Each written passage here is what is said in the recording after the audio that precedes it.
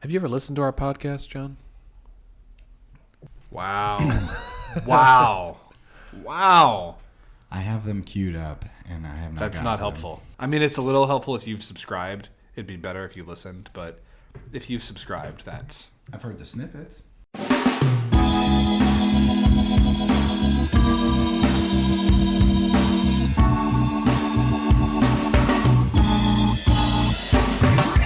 Hey everyone, and welcome to Let's Pod This. My name is Andy Moore. I'm one of your hosts, and I'm joined by Scott Melson. I am the other host. the ever illustrious Scott Melson. Dr. Scott Melson. Dr. Scott Melson. It's true. And today on the pod, a new voice, someone else joining us, John Rorke. John Joseph Rorke, the 17th. The fourth. The fourth. That is correct. My apologies. Thank you. the fourth. I'm from the future. The fourth A.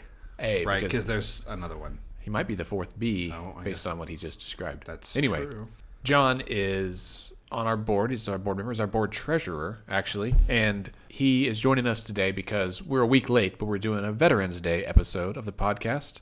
And so we wanted to invite the veteran that is nearest us in our friend group. Certainly not the only one that we know, but thought it'd be nice to have you on. So thanks for joining us. That's great. I appreciate that we're that close.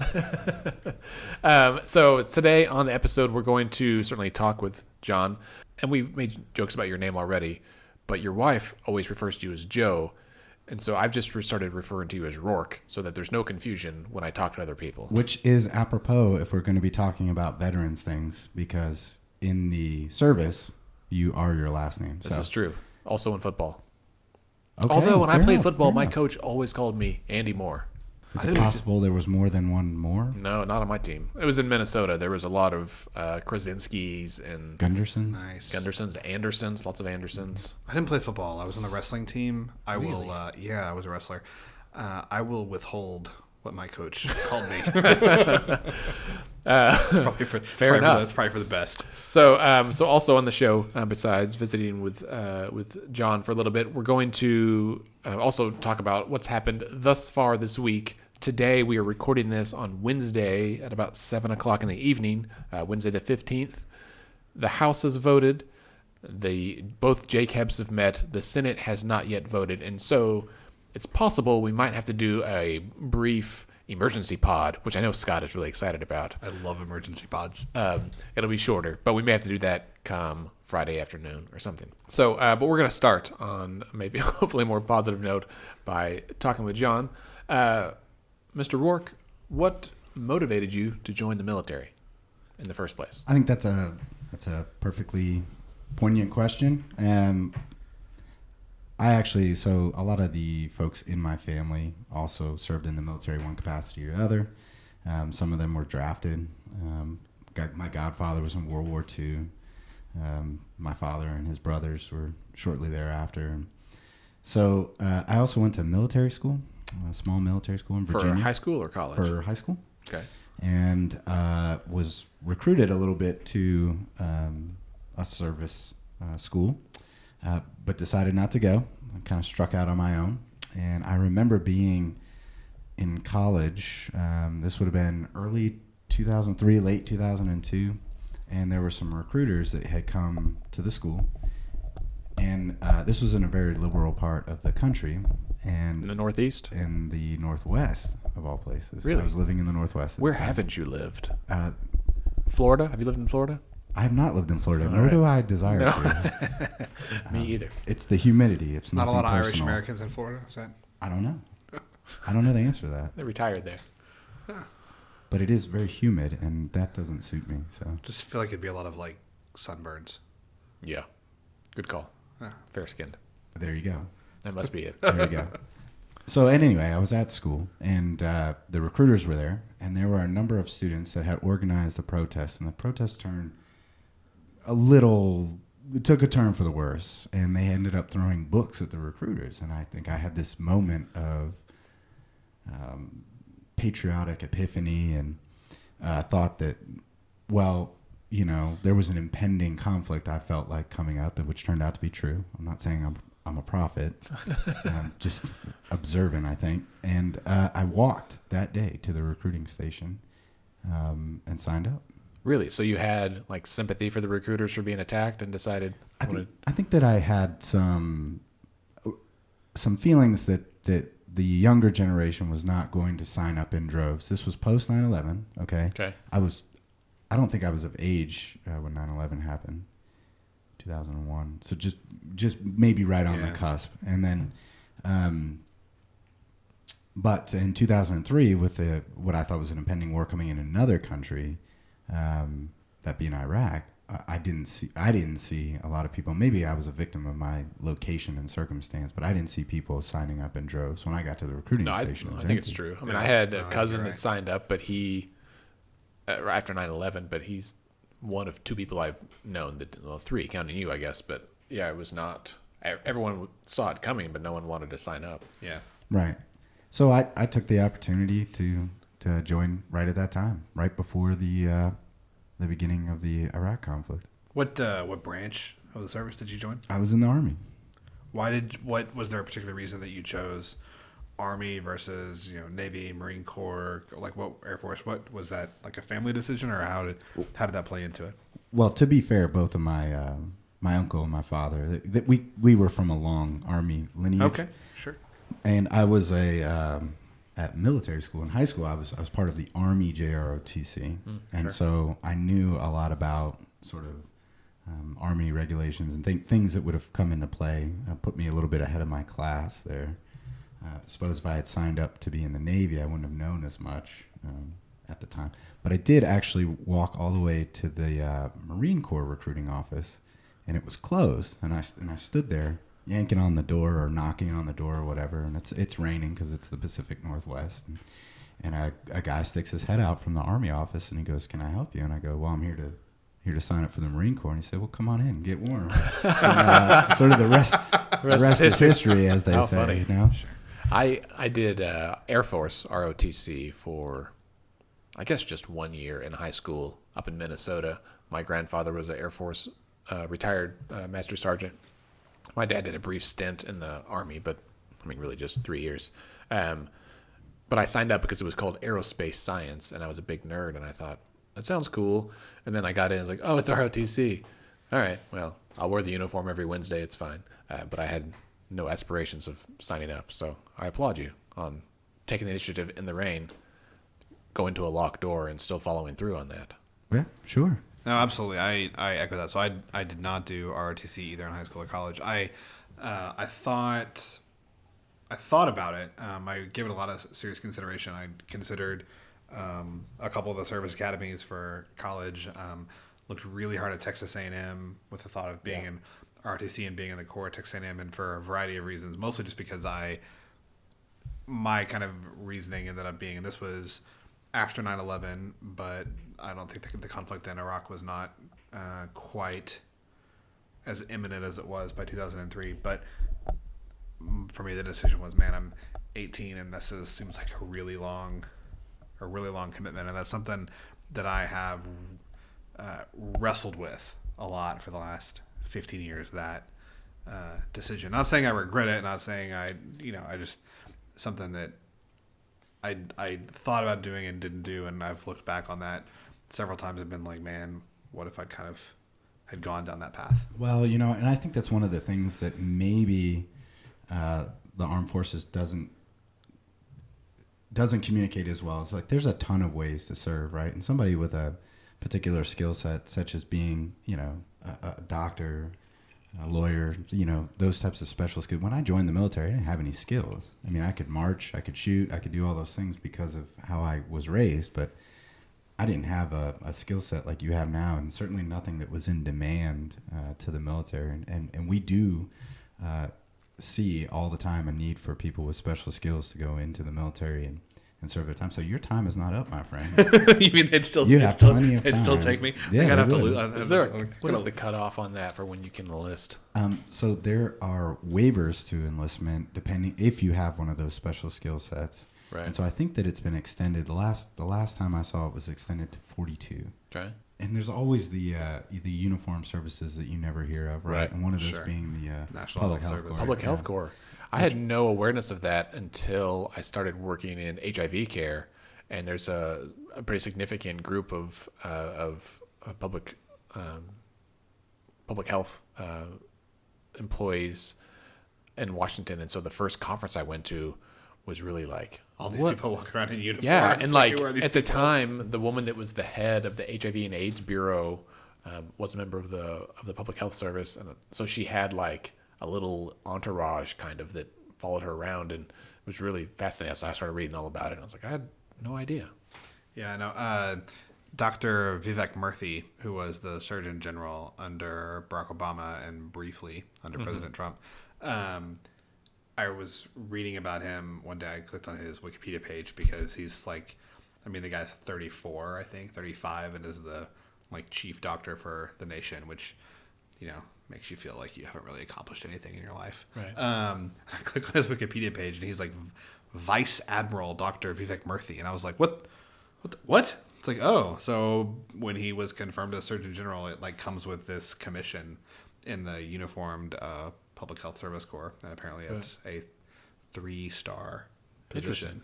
Well, that my predecessor at my job now is a LCSW, a licensed clinical social worker, and when he went up to go work in Washington, and he said, once you're there, there's 3 types of people in like the HIV and AIDS Bureau. He said there are public health service, there are politicians, and then there's actual like clinical people. And the public health service and politicians are the ones that get promoted because one of them has a ladder to climb, like a structured system. The other one is politics, and there's more or less a system there. All the clinical folks just end up swapping around to different lateral jobs, and you might hope to get promoted once or twice in your career, but everyone else like kind of moved past you because there was a system in place. And I thought that was really interesting. He doesn't work there anymore, probably for that reason. I can see, yeah. I can see that makes sense. Now, LCS, that's something that carries a terminal degree and licensure like that. That is a commissionable field Right. for the Public Health Corps. And so if there's LCSWs out there, doctors out there, psychologists out there that are interested in serving their country, and maybe the armed services are not the way to go for them right now. The Public Health Corps is out there and is always in need of people. Is my understanding, they're always in need of people. Sure. So how long did you serve altogether? 4 years. 4 years. And what was your rank when you discharged? I was a specialist. I had enlisted, much to the chagrin, I think, of my father, who wanted me to take a commission out of college and Right. instead of drop out to join. Right? I was a specialist, which is just a lower enlistment. Yeah. So what is the process like? So you're in college. You were a freshman or sophomore at the time? I was a freshman. So you're a freshman in college. You go in you go to the Army recruiting office. You sign on the dotted line. It's government, so I'm sure you signed on many dotted lines. But what's the process? Like, what happens next? Well, you go to first of all, you try to work out what it is that you're going to do. There's a standardized test. The ASVAB. The ASVAB, as you know, right? And that will determine what's called a general technical score, or what it used to be called. I think it's the same. And that will say, okay, you meet the basic criteria for entrance into certain fields. And then you sort of have a negotiation process where you say, okay, I want to be an infantry rifleman, or I want to be a doctor or whatever. And you have to make sure that you meet all that. And you go through a processing station. And you make as many trips down there as it takes for you to get through the process. They put us up in a hotel, and we weren't allowed to leave. And I think I spent 3 or 4 days in processing. You know, they check your vision, your general health, and go through basically a contract negotiation with you. Say, maybe this is what we're offering, and then sign on many dotted lines. So, and now you were all, I'm going to jump the gun a little bit. You weren't in ordnance disposal, right? No. You were in something where you like blow stuff up, right? Well, that's right. So I was a combat engineer, which That's right. is the primary mission of combat engineers are obstacles, whether it's creating them or removing them. And on occasion, that allows us to employ the use of explosives, booby traps, things like that. And then the secondary mission of combat engineers is to act as an infantryman. So we were trained to do both things. And yes, I blew many things up. Did you choose combat engineering, or was that kind of Was that on a list of options you got to pick from, or were you kind of told that's what you're going to do? Like, I was fortunate enough to have a good enough general technical score that I really could have done anything. Depending on the time that you enlist, there may be a bonus here or a bonus there for something that they have a shortage of folks signing up for. Engineers was not one of those things, but EOD school, which they did try, gauged my interest in. EOD meaning explosive ordnance disposal, and it had that's like the Hurt Locker stuff, right? Well, Hurt Locker's a movie, right? But is that like isn't that what the movie is about? That has for the listeners, John. For the listeners, Hollywood stylizations of what EOD is. I haven't actually seen the movie. Well, I'm not attesting to its so accuracy. You referenced it, but you haven't actually I'm seen. just saying my understanding was that for anyone, for either one of our listeners who may not know ordnance disposal, or both of them, that's I apologize. That sound you just heard, that was our other friend of the pod, my dog Juno, electing to walk through and shake herself. Right. So, you do. Thanks, Juno. Yes, I believe that the Hurt Locker did portray the job, explosive ordnance disposal. Okay, that's which became a really in-demand profession given the nature of the battlefield in the Middle East. So, nice. I was going to ask, where did you serve most of your time while you were in the service?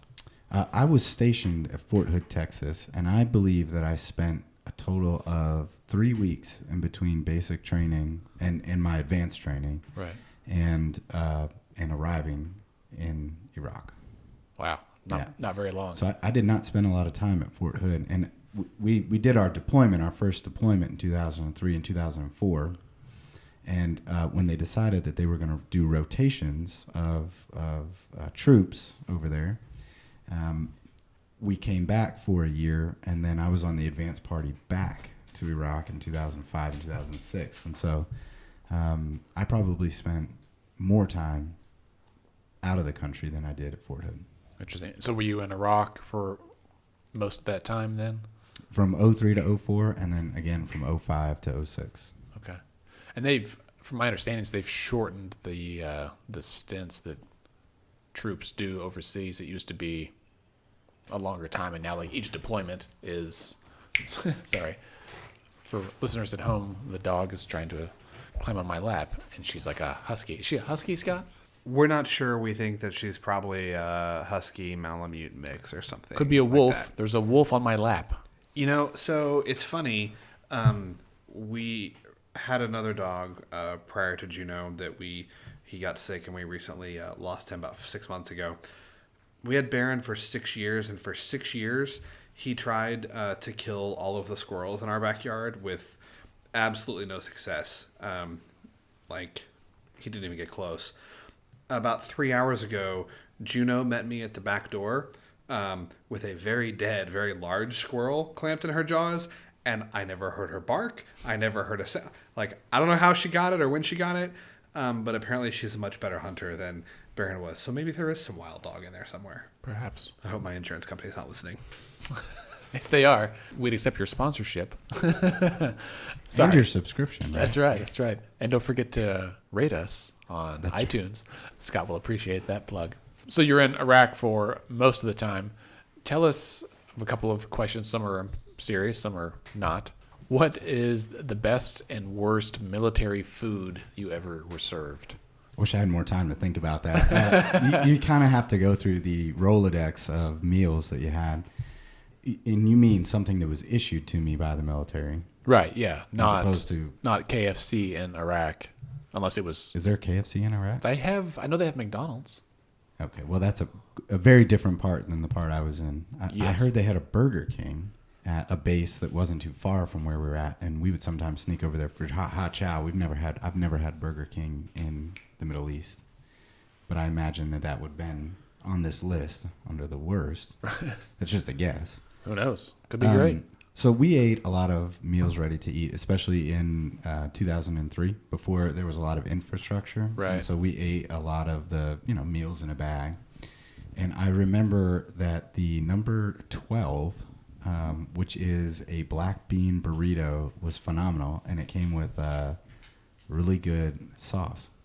All right, number 12 MRE. I may order some just to check it out. It sounds delicious. been- Actually, I could go for black Yeah, bean this burrito has right been now. 14 years, so You whether still- those you still numbers have remember. changed, you might want to, before you order, before you hit buy. Blindly order. Yeah. I have a number 12.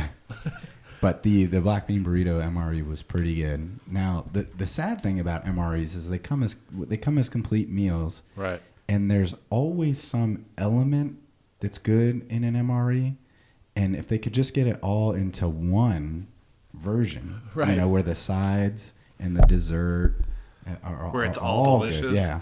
As Then I opposed to think like, we'd oh be- man, the main course here sucks, but the dessert's incredible. Yeah, I think we'd be onto something there if we could get that done.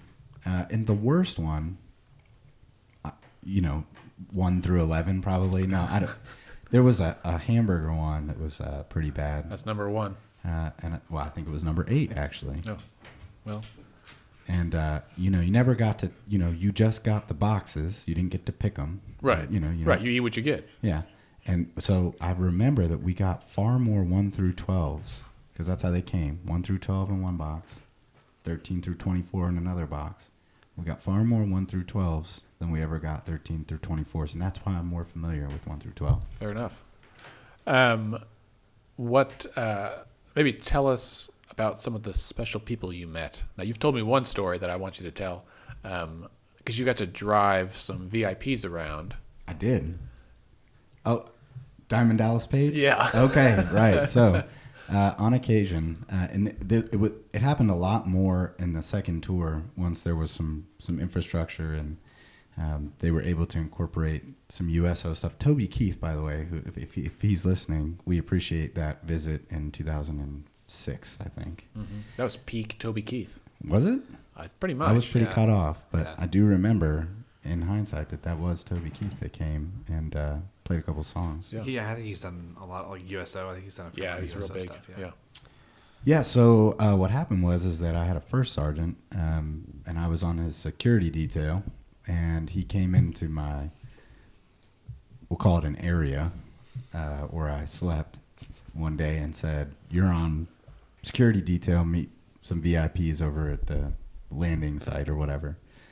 And I'm sitting there, with all the gear and the protective stuff and all that kind of stuff, because you got to bring vests for the VIPs Sure. and all that. And you're thinking maybe it's going to be the Secretary of Defense or a president Sure. or something like that. No, it's 6'7" or so. Diamond Dallas Page, professional wrestler from World Championship Wrestling, circa the mid to That late is- 90s. That is fantastic. And I was to guard him for the remainder of his time. on Diamond that Dallas post. Page needs a guard. Several, apparently. Just in case things get weird. I Someone guess. shows up with a folding chair out of the blue. You never know how this can go. I mean, I'm just saying he's a 6'7" professional wrestler. Like The Nasty Brothers are hiding if he behind the could- next corner. he could The strange thing is that there were other people in that group, and I couldn't tell you who one of them were at this moment, but I do remember Diamond Dallas Page. He's a heck of a nice guy, and he challenged us to a push-up contest. who won? Well, there were 2 push-up contests. The first one was just a straight-up push-up contest, how many you can do in 2 minutes, something like that. Well, this is our bread and butter in the United States Army, especially in the combat arms. We do lots of push-ups, and we do them in 2-minute increments. Now, he's probably in his 50s, right? Like, Sure. you know, He has I'm not saying he has that no he's in business his- getting in a push-up contest with. A bunch of 18-year-olds. Well, now, hold on now. Right. So So you think. right. So here's how the story goes. On the first iteration of the push-up contest, he was beaten. He Okay. was beaten because we could go fast and we were used to doing them in 2 minutes for the physical fitness test. Sure. But then he demanded Then- a rematch with altered parameters. Yes, he had a system. And we got to chatting, and I asked him because, for whatever he was in his mid-50s, I thought he looked great. Sure. I mean, he was very, very much in shape at the time. And I asked him, what he was doing to stay in shape. And he said he was developing this system of working out. And one of the things that he developed was what he called the 5-second push-up. And I hope I'm not infringing on any of his trademarks. We're giving him free in this, airtime here. Yeah. So, Both listeners are taking notes. yeah. That's right. And it was 5 seconds going down into the push-up, and then 5 seconds coming back up. It's really a 10-second push-up. Right. I'm just saying. Are you going to argue with him at that point? I'm not a branding expert, but I know a thing. That's a 10-second push-up. I'm not good at the new math, but 5 seconds plus 5 seconds, Right. 10 seconds. Go ahead, continue. Let's call it. I've tried this. Let's call it the 10-second push-up That for sounds- the purposes of this conversation. That sounds hard. It was very hard, and everyone that challenged him, and by the way, he keeps going, right? It's not He just takes one. on Right. multiple challengers and dispatches them all. With relative ease. Yeah, with what seemed like relative ease. Now, inside he could have been dying, but he didn't show it. You know? Right. Okay, so I have this is a stupid question. It's got a Hollywood reference that I Is have. it the Hurt Locker? No, it's worse. It's worse. Okay. I'm sure it has absolutely no bearing. In fact, I'm not even so sure. It has no bearing to the actual military other than my question. So you said that this was your first sergeant that came over and told you that you were on security detail for this. Is that right? Yes.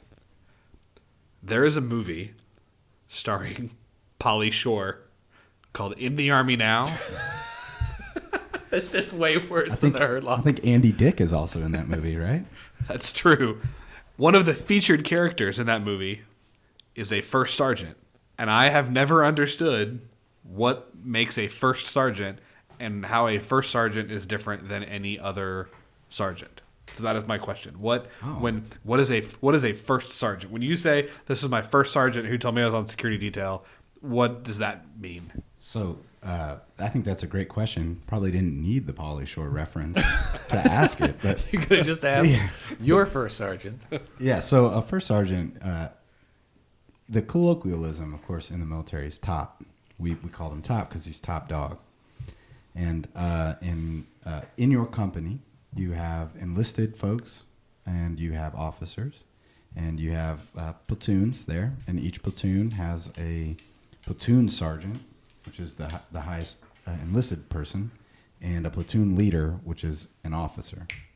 And then the company of all those platoons has a first sergeant, which is the highest ranking enlisted person in the company, and then a captain who's the captain of the company.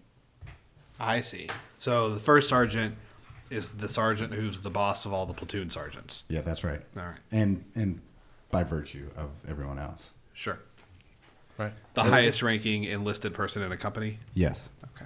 Yes, and that is no small feat. Those are career folks. Sure. Typically, they have.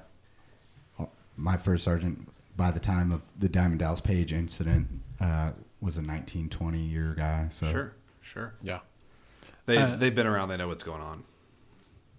Yeah. some would argue, and I would back them up, that they're really in charge of the company and not the captain. I think that's talking to friends of mine that have served both in the enlisted and the commissioned level. That sounds right. I mean, and it's very similar to, honestly, it's very similar to kind of how things work in medicine, right? Like, so you'll have these people, folks like that finish medical school, they've got their degree, they've got their license, they're a doctor, but they've been a doctor for 6 months, and you put them on call in the ICU, and stuff kind of starts going downhill. They have a lot of knowledge, they have a lot of training, they kind of theoretically know what to do in certain situations, but I can tell you that if you're that person who's on call 6 months into residency and stuff's going bad, it's really helpful to have a nurse there who has been an ICU nurse for about 25 years to kind of, hey, this is what you want to do next, right? Right. Hey, this is what you need to do next, right? And I've heard that it's a very similar dynamic in the military, that you have, folks that are senior senior enlisted personnel who have spent 20, 25 years doing this, and they are essential to proper functioning of the unit. Sort of its own little puppet government. Right. Sure. It's like, to make a reference that Scott and I always enjoy, I know you do as well, a Mrs. Landingham to a President Bartlett, or a Leo to President Bartlett. Indeed. Really, any of them. Anyway. That's the West Wing, by the way. For both of those listeners out there. Are you a West Wing fan, John? I was the only other board member at your. That's true. You were at the West Wing watch party. Scott could not be there. I couldn't be there this past week. I couldn't be there. It was a good night. I was there in spirit though. It was the chilly. Shibboleth episode. It was. And I thought it was phenomenal. Yes. And despite the cold weather, I think we all had a great time. We did, yeah, and we're looking forward to doing some more of those in the future. And I think we've got an indoor venue lined up. More details on that to come way down the road, probably in 2018. Did he give him the knife? He gave him the knife. Oh, he gave him the knife. So I've got one more question for you, John, and Okay. it really is kind of a good transition point for our conversation to kind of shift over to what the topic of the day, the state legislature. So the last question I had was, how does your military experience affect your life today? What you do today? You're a social worker. Yes. Things have changed. You don't carry a gun every day, as far as I know. He's a Not social gonna- worker it's Oklahoma, among it's many things. possible. But yeah, so how does your military experience influence and impact your life today? I certainly think that just like the driving force behind taking a commission or enlisting in the military is, a desire to serve the country, serve your fellow country folk, and to make a difference as to the best extent possible. So you're right. As a social worker and as somebody who works pretty much exclusively in the nonprofit field, I like to think that service instilled that sense of duty to the country, the community, the folks that we work with, and those people that are in need of help. And so I think that's the thing that carried with me through, and I bet you a lot of veterans would say the same thing. That I served once when I was in the armed forces, and I continue to serve today, just in a different capacity. Sure. Yeah. Absolutely. John, anything that you just want to share? Scott, any questions that you have left? No, thanks. Thank you. I mean, I have a ton of respect for people who choose to put on the uniform. I think that one of the many things that makes the U.S. unique, and I think there are both positives and negatives about this, and it's something that doesn't always get talked about as much as it should, but that we have an all volunteer military. No one who is in the military is there now. Right. I was about to lean in right now. Yeah. Now, because they were drafted or because they were coerced or because they were forced, they all made a decision at some point to join for whatever their reason was. And I think that sometimes gets lost in public discussions about defense policy, foreign policy, military interventions, how long we've been in Afghanistan or Iraq or whatever the case may be. I think something that doesn't get talked about enough is that the people who are doing that work are doing it because they chose to, and it's important to them for whatever reason. So I would just say thank you for making that choice. You're welcome. So I enjoy Veterans Day because I get to I routinely communicate with a lot of my veteran colleagues and all that kind of stuff. We get to have that kind of day of story swapping, and usually we break bread and get together and do something like that. But I don't think anybody is really walking around as if we've given some unpayable debt to the country or that we need to be honored at every event or anything like that. And we all, I think, made a choice to express that service in that way at that time. And I'm just happy to have been a part of it. There were a lot of other folks that did a lot more notable, I think, things than I did. And, certainly generations that came before that were involved with the draft or, I think it's a healthy sign of democracy that you have an all-volunteer army. And I just consider myself fortunate to have been a part of such a great institution with some really good people. Yeah. Sure. Thanks. In the words of Lord Alfred Tennyson. Here it is. Theirs not to make reply, theirs but to do and die. And that's what the military was about for a little while there. It hasn't been an evening with Joe until he's quoted Tennyson. That's true. I love it. Cannon's I love still it. up now. I love it. All right, well, let's take a quick break, and when we come back, the three of us will jump in and discuss the bill, House Bill 1019X. This is the bill of the week. This may be the bill to rule them all.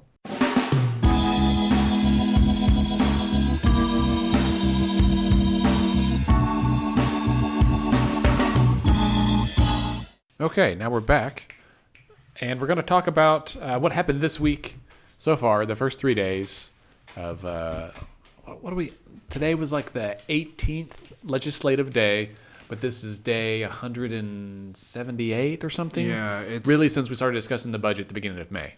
There- By my count, that's my own thing. So one point of clarification that I feel it is incumbent upon me to make, because I think last week and the week before we had talked about how long special session had gone on, and like at 33,000 a day, we've spent like $1 million, like 1.2. It's not that so high. It's not that. So it's actually, as of today, it's like right at $500,000. Right. Because it's only $33,000 a day per legislative day. Which is a day that they gavel in. You're right. They gavel in and gavel out. And as you said, today is day like 18, 19, 20, something like 18. that. So, But like Monday, they gavelled in and gavelled out just right away. And that was Right. So it counted as a day, right. which... It's still not ideal still that we've irritates spent $500,000 of our tax money for the shitty results that we're getting. Sorry, Andy. He's going to have to bleep that later. But it's better than, $1 million, I guess, or 1.1. Yeah, I mean, if we're or 2, spending whatever it was. 500,000 in order to raise, 400 million, that seems all right. But that's not what we're doing. I was going to say, except that that's not what's happening. So we could have done. So today today the House passed a bill. They passed Bill 1019X. So this is the what is it getting called on Twitter? The slash and dash. That's right. So this is Cash and cuts. this is the plan. This is the Plan B that you might have heard about. Plan A failed last week. That was the bill that Failed by 5 votes. could not muster 76 votes in the House to 5 raise votes down. gross production tax, and a variety of other revenue measures. So this is a bill that enacts a 2.44% across-the-board cut for state agencies, with a few agencies being either held harmless or fixed cuts that are at a lesser percentage. Right. There is some revenue in this bill, but none of it is from... Well, this kind of gets into the weeds a little bit. Not very much of it is from new recurring revenue. There's of revenue that's in this bill. There's $23.3 million from the Constitutional Reserve Fund. That's the rainy day fund that we talk about. There's $23 million from fiscal year 17 carryover funds. Where this comes from is the legislature, by law, as part of our Constitution, is only allowed to appropriate 95% of what the revenue certification is for the upcoming fiscal year. Right. Okay, so for instance, if OMES, the Office of Management and Enterprise Services, and the Treasury certified that revenue for fiscal year 18 was supposed to be $100 million, then the legislature could only appropriate $95 million. It's to give a cushion. However, if actual money coming in exceeds that $95 million, that becomes what's called a carryover fund that can be appropriated later. Right. And so, if it's less than that, it's a revenue 95, failure. then it's considered a revenue failure. Then we get mid-year cuts, Right. which has happened the last 2 2 years, years, yeah. and twice last year. Right. Once this year, twice last year. So what happened is that there was some revenue has come in recently this quarter, a little bit higher than expected. There's $23 million available from that, so they've appropriated that in this bill. That's 46.3. They're rating $60 million from revolving funds. I use the term rating. Several legislators in debate today used the term theft. Some other legislators objected strongly to that. Some other legislators think that this is their money for the taking. That's true. I would disagree. So that's $100 million, and then there's roughly 48.5 million from a gross production tax increase on the legacy wells bill. Now that's in here, but I thought that was a separate. bill that they'd passed and hadn't been passed by the Senate, right? Right. They have to pass that as a revenue bill by itself. Okay. The revenue cannot be rolled into the appropriations bill. But they're appropriating that 48.498, assuming it's going to pass this. Right. And that is it's a revenue increasing bill. I mean, it increases revenue, but it is removing an incentive rate, and thus it only requires 51 votes to pass, not 76 votes. Right. So this is really the only revenue increasing thing that they've really tried, that it's only 51. There's some other options out there that they could have changed some other things with 51 votes, and they didn't even talk about it. Right. Capital gains, combined corporate reporting, a number of things. Capital gains exemption is another $100 million a year. I mean, like Right. we talked about that, and it's That only benefits the rich. right. Hey-o. So, Andy, we talked about that it's across the board 2.44. Looking at the bill summary, I don't think there's anybody that gets cut to more than 2.44. No, Who gets less than a 2.4% cut? So the education does common education, so K through 12. Higher ed gets the 2.44. DMH, the Department of Mental Health and Substance Abuse Services, they are getting less. So the three agencies that were going to have the big devastating cuts, Right. they are not getting those cuts. Right. Also, the Department of Health is not getting a cut because they are getting a $30 million emergency appropriation. So they can literally pay their employees. Yeah, so That has nothing to do with this. this bill. has nothing to do with Yeah. this, not directly. It's in the bill, but it's And it has to do with the annual cuts, more or less. That the Department of Health has had about a 28% cut to their budget over the last 8 years. Just like 80% of state agencies have been cut by nearly half, by 45% over the last 8 years, which is bananas to me. State agencies have about half as much money as they did 8 years ago. And if you adjust for inflation, it's probably, right at half.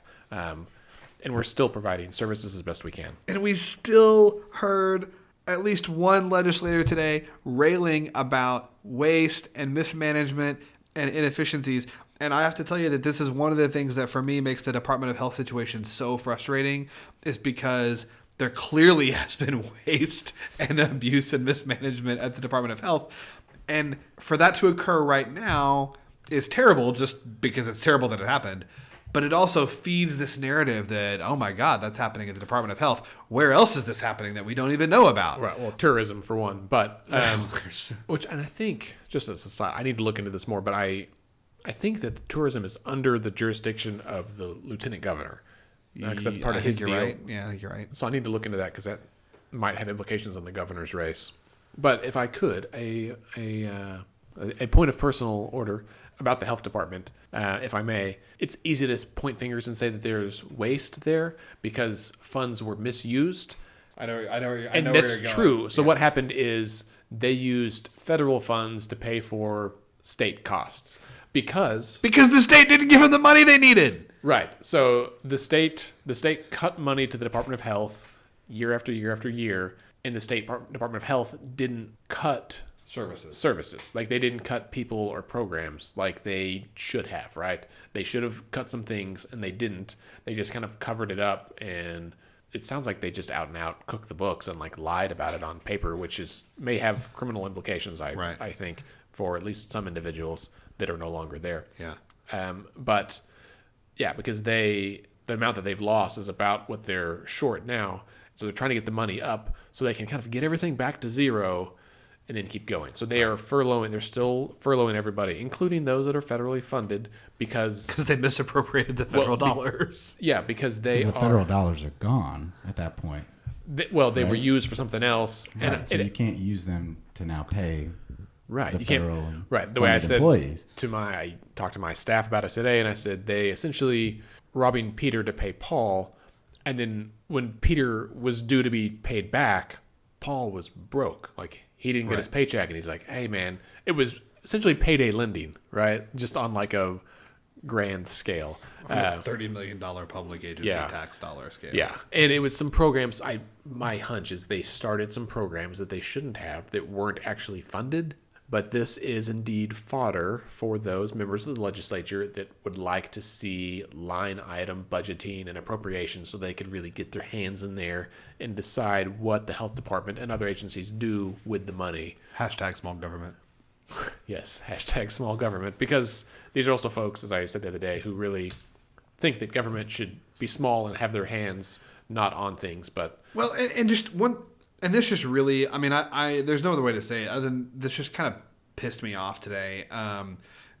Listening to one of the representatives that was debating in favor of House Bill 1019 and basically saying that tax cuts should never ever happen.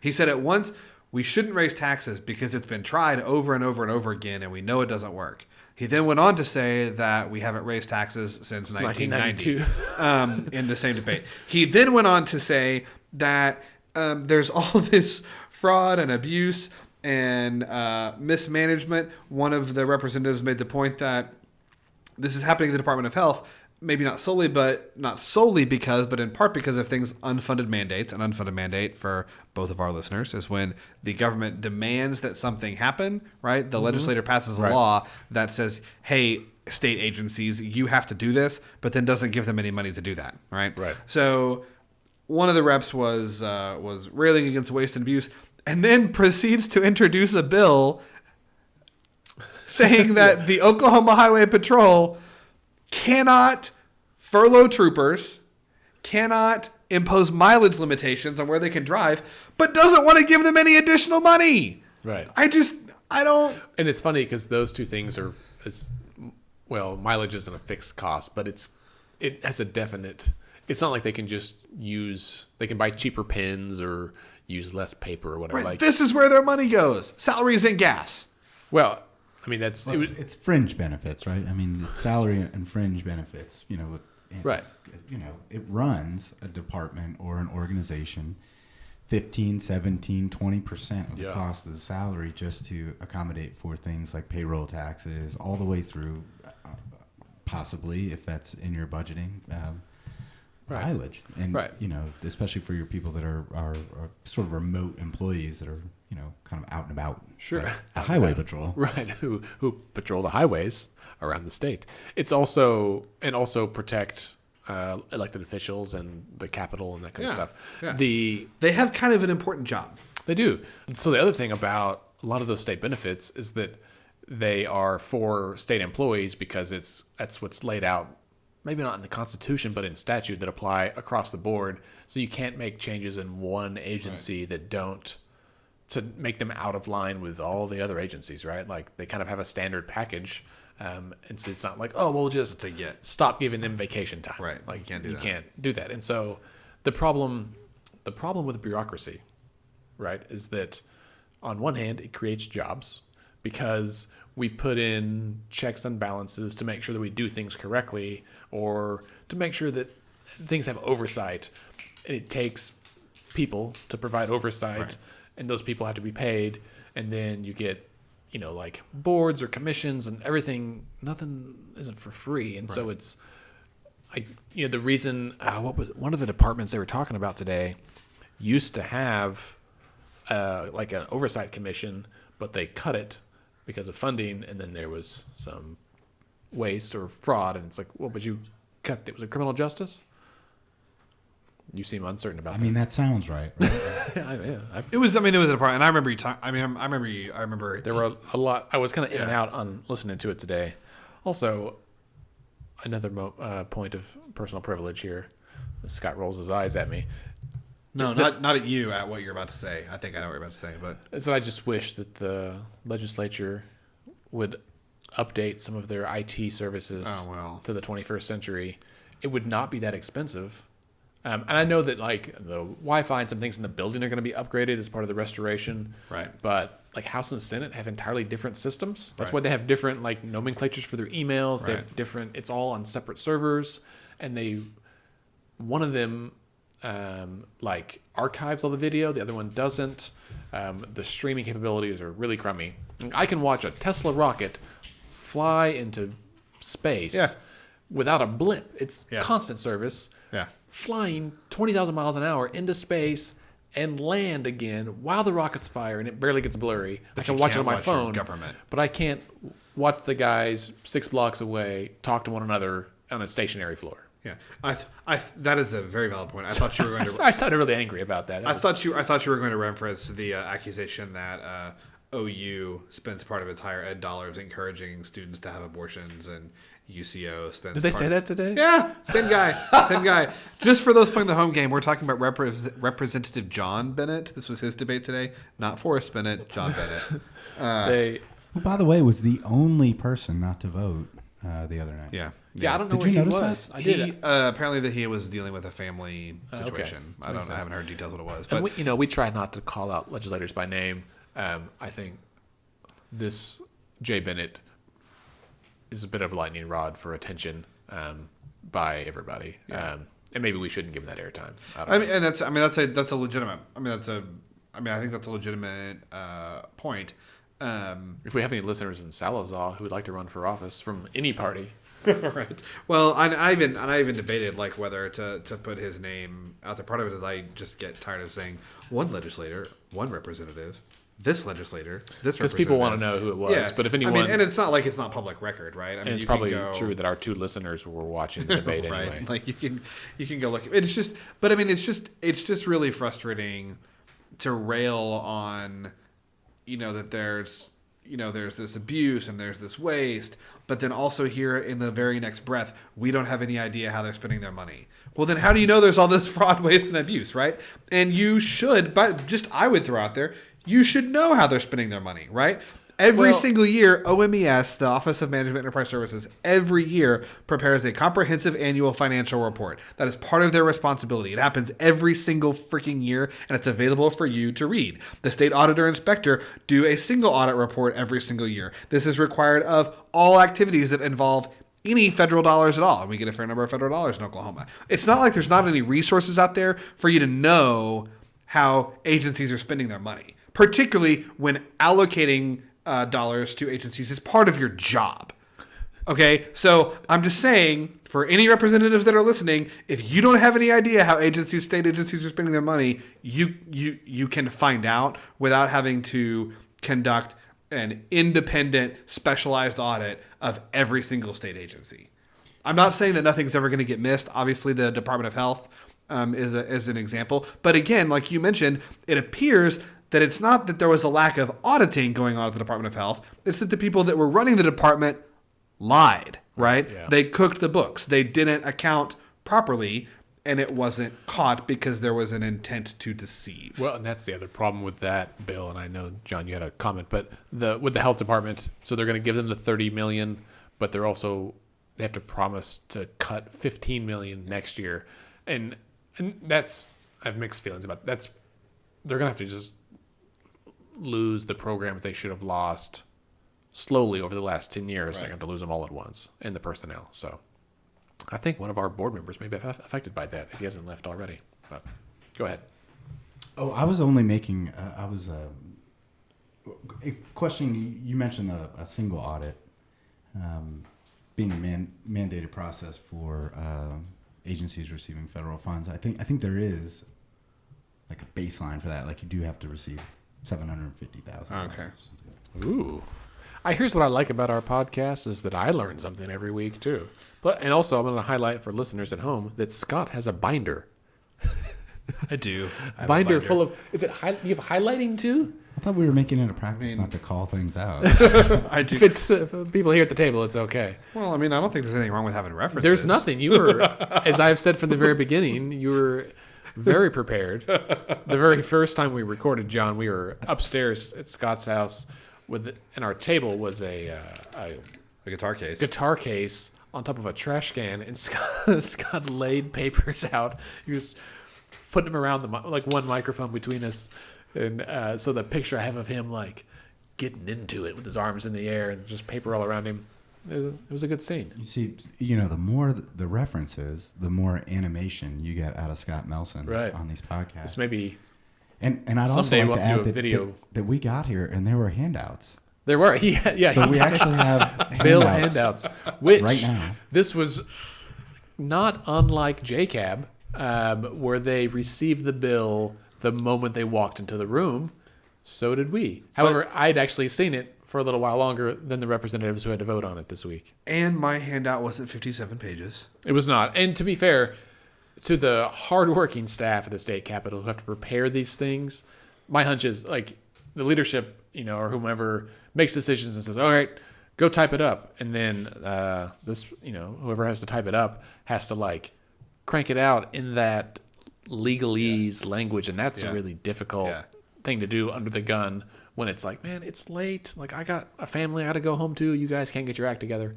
And so really hats off to all the hardworking staff and to, the legislative assistants who have to field phone calls from all of us. And on everybody. And they get questions about things that they can't do anything about. People get mad at them. It's not their fault. They do have to, like anyone, has to do a lot of work. And they are some of the most knowledgeable people. Anyone I've met who used to be a legislative assistant, they know what's going on. Knows what's going on and who's doing it and all that. So, and to be fair, these are folks that are affected when you have to have special sessions, right? So right, they got to come in and they're folks that had this part of the year block off to do probably other things. Yeah, and right. And they're here doing trying to prepare their Thanksgiving dinner and get family organized, and here they are having to type up bills late at night. Yeah, and so our hats off to them. Absolutely working through this. So at the end of the day, this is the bill that passed. Like it passed the House. Passed narrowly. What was the final vote? 56-38 today, and it will go to be heard by the Senate tomorrow. Just not all of it. Not all of it. So the Legacy Wells goes tomorrow. Oh, and then the rest goes Friday. Goes Friday. I'll tell you. Looking at I watched this week the questions, the debate, and the votes, both in JCAB and on the floor. I think it'll pass the Senate. I'm not 100% convinced it'll pass the Senate. I think it will. Yeah, it'll be. But it is not a slam dunk. No, I imagine it'll be close again because there were a lot of people that voted yes for the big budget bill the other day that voted no on this bill. Obviously, we had 71 people that voted yes for the other bill and only 56 that voted yes for this. I think that is really interesting and really indicative of maybe where people's attention lies. No, 100%. And it's. I was kind of struck by the debate today because you had, I think for the first, no, not for the first time. This was true on the revenue bill last week. There were people debating against this measure today from both parties on both sides of that. Representative Thompson followed Representative Bennett and had, I think, a fairly stirring debate. He's a good guy against this. He also, it was just funny to me because he got up after John Bennett and he was like, "Yeah, I'm sorry. Just give me a minute. My head's kind of spinning a little bit from that last debate." Which it's funny when they throw shade on the House floor. Yeah. They Dude, Eccles today's throwing shit on the House floor. Yeah, he was pretty upset. So I heard him on KOKC right afterwards. I didn't catch a whole lot of the debate, but I listened to the radio this afternoon and caught his interview on there with Jason Doyle and Chet Alexander that we were on with. We were on a few weeks ago, and he probably had a couple of hours to stew on things and let some of it trickle out. And he made a good point that he doesn't understand people who voted no on both bills because it's like, okay, you don't like option A, you don't like option B. Yeah. What are you holding out for? There's nothing else, man. Like that's it. It's a reasonable question. Yeah, Chad made the same point of like, you got to vote for something. Like, but there's folks out there where we vote no for anything. So, all right. So presumably it'll pass the Senate. Maybe close. I think so. I think it'd be fun to take a prediction. I was about to say that too. Maybe bring in guest pickers sometime. Right, yeah. We can't put this on Predict It. You want to be your first guest picker right now. So what are we talking, Thursday or Fridays? So we gotta see, do we think that the Legacy Wells, which we've decided is not only the name of this bill but also the name of a subdivision in Edmond that Andy and I are going to develop. Legacy Wells. It should be. No, it's good. We're going to develop it. Like this is our business plan to support the pod because we only have 2 streets like Kingfisher and I don't know Comanche. Yeah. Comanche Road. There's a neighborhood down near Houston, like in the Cypress Fairbanks area, in northwest Houston, out on 290, and it's I had a friend that lived in there, and all the streets. It's like they had two word banks of like adjectives and then plant names. Yeah. And so it's like Whispering Daisy and Misty Oak and stuff. They're all real funny. I think there's either a piece of software out there that generates these names, or there's a company, and if so, where do I sign up? Right. Yeah. So I have no shortage it's like of paint colors. adjectives to throw together. just because I always want to throw in a West Wing reference anytime I can, or a West Wing weekly podcast reference. If you don't listen to that, guys, you should. So Mrs. Landingham was President Bartlett's secretary. And the West Wing Weekly guys created a random name generator to come up with potential replacement secretaries for President Bartlett. And the names are, because they like put in some specific parameters, and all the names they came up with were like Landingham or Devonshire or it was all very British sounding. Yeah, and it's very similar, I think, to some of these like subdivision names out in kind of more the suburbs. You just think like, where did they come up with this? But all right, so we've got two bills in two places that's got to pass: the Senate and then the governor's got to sign both of these bad boys. So the legacy wells and then the budget itself. John, what's your prediction on? I don't know how to do this. Percentage chance that it passes? Just maybe set a percentage or do an over under. Let's go. How many votes do you think it will garner from the Senate? Okay. So if there's Legacy Wells Thursday. Legacy Wells Thursday from the Senate. How many votes? There's 48 seats, but 2 of them are new, so there's 46. 46 possible. 36. 36 says John. Scott? It's gonna pass with 40 in favor, 60 against, 6 against. 40. All right, Scott, John, 36, 40. I will say 34. Okay, conservative. Right. Conservative. And then we'll go in reverse order this time, just to be fair. So for the budget bill, I say we'll pass. I'm going to go back. Anybody want to reconsider the vote on the first one? No? No, I'm going to stick with 36. All right. What did you said what? You said 36? I said 36. 36 and 10, right? 36. Yeah. And you said what? You said 36. I said 34. We need half of 56, which is 28. I'm gonna say. You know what? I do. You came in heavy there. I Scott. did. I had neglected to consider that this is a revenue-raising measure. Yeah, but it only requires 51%. So I'm actually going to go the other direction. I'm going to say 30. I'm going to back off and say 32. You're saying 32. You're going lower, huh? 32-14. All right. All right. So on the budget. Sorry. So let's back up. Legacy Wells. John says 36 yes. Scott says 32 yes. I said 34 yes. We're pretty even there. And then on the budget, I'm going to say 32 on the budget. Yeah, 32. 32 on the budget. What do you guys say? Doctor, give me the news. I got a bad budget bill for you. 31. See, I was going to come in at 31. I should have 31. taken my opportunity. You can, No. You know what? I'm going to, so you're at 32. yeah. The doctor's at 31. I'm going to do the Price is Right thing here and go, I'm going to go 30. 30. Just to undercut. That's what I almost changed it to. I think 31 is a good, I think they're all good guesses. All right. So then the next one's just yes or no. Does the governor sign it? Pass or not from the governor, which is, I heard today someone that said she might not. She said she won't if it contains just cuts. Brett Begancy, is that how you say his last name? From KOC's with KOCO. He put out today, and I got to agree, everything that Governor Fallon was putting out on social media today suggests that she is not a fan of this She's package. not, but now she has said not once, not twice, but I think 3 times now that there are bills that she would veto, and that hasn't happened yet. So, I mean, you gotta. I don't know. Am I first this time? Do I go? yes, go for it, Scott.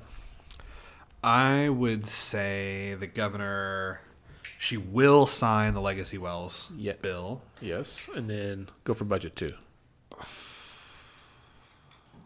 Yeah, she will. Mr. Rorke points at me. I'll say she signs both with a strongly worded press release following. Oh, nice. That's like your own personal signing statement. Well, I mean, we all know it's going to happen from everybody, right? Right. That's an interesting spot I'm now in, right? So I'm inclined to initially agree with both of you, but to You want to disagree just for the sake for drama? well, we'll make it a little interesting, right? It's not fun if we all do the same. Then we're not playing for anything, right? Right. So I'm gonna say that she does sign Legacy Wells, Right. and does not sign the budget. All right. So Interesting. I think that if it goes any way that's kind of unexpected, that's the way it's going to go. I think you're right. So what happens if she doesn't sign it? And we'll kind of wrap up here. It will come back. The question would be, do they have enough to override the veto if she were to veto the budget? And I don't really think that they do. Right. Man, we haven't seen that in a while. Right. So they'd have to. So interestingly, it takes more of a majority to raise taxes than to override a veto. It only takes a 2/3 majority, I think, to override the veto. So it'd be 66 in the House. I don't think that they have that. I don't know. I mean, it passed 56-38 today. I don't know if they could find another 10 votes. Yeah, man. And if they don't, December 1st is just around the corner. They'd have to hustle and work weekends. I think in that case, what I think would happen, I think that if she was to veto, it comes back. They cannot override the veto. I think they would go back to Plan A. I think they would introduce another version of the original revenue package that has That's interesting. the cigarette tax, gross production tax on it. I think that's what they would do. But because I think it is more likely you could move that vote from 71 yeses to 76 yeses. It's more likely you could move that vote than it is that you could move 56 to 66 on this package and override the veto. That's fair. I think that's probably true. You can probably twist five arms about that one thing that had such broad support easier than you can this. Especially because half the people that voted no are people that have pretty lucrative, I shouldn't say lucrative, pretty choice committee chairmanships, right? If leadership really wants to move that vote, you say, hey, you vote my way or you're going to lose your chairmanship. Which sounds like you're playing dirty politics, but that's something that happens all the time. That's funny because now I'm like, ooh, that would be kind of cool. When normally I'm like, oh, that's bad. But that's a very common way, both at the federal and state level, for leadership to kind of exert their except will for some on of the these caucus. folks are on the way out anyway, and they don't really care if they lose their last year. Oh, there's some protest votes in there, right? Like there's some folks that are like, I won't be back, so Right, and there's rumors. legacy votes. Yeah, well, and there's some rumors that there was some horse trading going on behind the scenes. That like, if you give me 5 yeses, I'll give you 5 more nos, and that it was, Representative Osborne kind of said from the beginning this was orchestrated to fail. Representative Eccles took issue with that on the radio today, and I think on the floor, from what I understand. Yes. And you know what? I don't know. I wasn't in those meetings, so I could believe it both ways. I mean, it could whatever. If Governor Fallon was to veto, I think that's what happens. I think it goes back to the House. They don't have another 10 votes to override the veto. They go back to the original revenue package. I'll go for broke here. They go back to the original bill, and it passes. As is. Yeah. Okay, interesting. Dun dun dun. That's all contingent on what I think is a pretty unlikely scenario that the governor exercises their veto power. Listen, for the sake of the mental health of millions of Oklahomans and the number of antacids I have to consume during this, and for our friends in the media and everyone else, I just want it to end soon. Yes. Because December 1st is 2 weeks from today, right? Fact. And if this or something else doesn't pass by December 1st, those 3 agencies have to cut. Yep. It can, as long as that's passed, they're okay. But that means, and because there's those delays in there, they'd have to come back. We won't know Friday. They'd have to come back Monday and like really hustle, and then maybe they might have to come back over the Thanksgiving weekend. Like it's not. Yeah, they can do it on like a Saturday or Sunday. But like they'd have to come back potentially on like that Saturday or. Man, that is just political suicide. And it's interesting. I mean, the Governor Fallon said last week that it was, I think, by far her most strongly worded statement. She was like, "I don't care. Like we will." She's like, "I'll stay here till Christmas. Like it does not matter." Oh, that's right. To me, and again. It's a little kind of a what is she girl who cried wolf situation, right? Like she's said repeatedly that like she's threatened the veto and hasn't exercised it. But this wasn't a tweet. This wasn't a prepared statement. This was just off the cuff on the rotunda in a Q&A with reporters. Like I don't find this acceptable at all. Yeah. All right. Well, I will post our predictions here maybe tomorrow morning. We'll see what happens. I guess we're all eyes on the Capitol this weekend. Hey, Joe, thanks for coming in, man. Oh, thanks for having me. I thought we had a great time. We appreciate you being a guest on the pod. If you could become a listener, that would also be just awesome. I'm listening to you right now. All right. So that brings us to the end of this episode. Big thanks to John Rorke for being with us tonight. You can connect with us on Twitter and Instagram. We are at Let's Fix This OK. Andy, is at AndyOKC. Scott is at SC Melson. John is not on Twitter.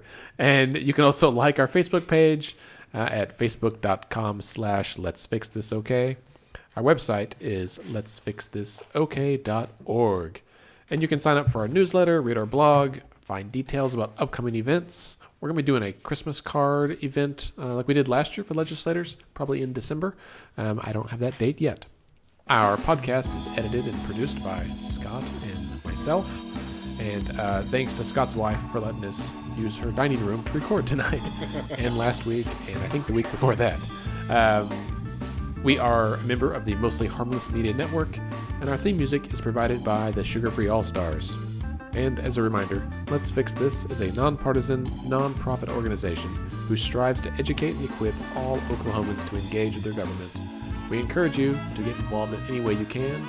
Remember, decisions are made by those who what, John? We're the squeakiest wheels. Squeakiest wheels. That's pretty close. God. Decisions are made by those who show up. So show up.